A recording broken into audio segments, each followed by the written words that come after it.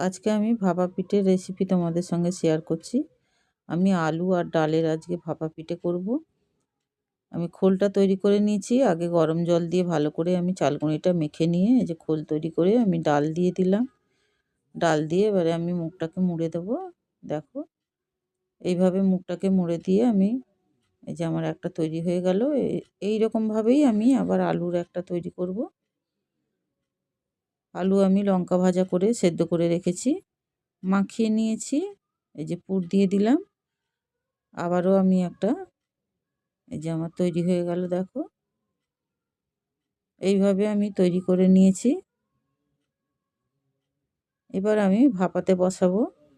দেখো আমি কীরকমভাবে ভাপাতে বসাচ্ছি। আমি একটা সিলভারের বাটি নিয়েছি, আমি 4টে কাঠি দিয়েছি, তার উপরে আমি পিঠেগুলোকে সাজিয়ে দিয়েছি।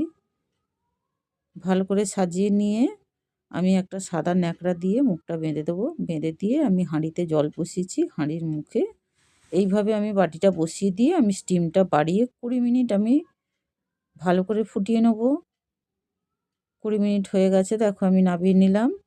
এরপরে আমার বাটি নামিয়ে আমি ঢাকা খুলে দেখো ঢেলে নিলাম। কাঠিগুলো তুলে নেব। ওই কাঠিগুলো দিয়েই আমি ভালো করে ওগুলোকে ছাড়িয়ে মিলে দেবো, যাতে একটাও না ভাঙে। দেখো একটাও পিঠে ভাঙেনি, খুব সুন্দর সেদ্ধ হয়েছে। এরমভাবে বানিয়ে খেও, কেমন হলো কমেন্টে জানিও। একটা ভেঙে আমি তোমাদের দেখিয়ে দিলাম।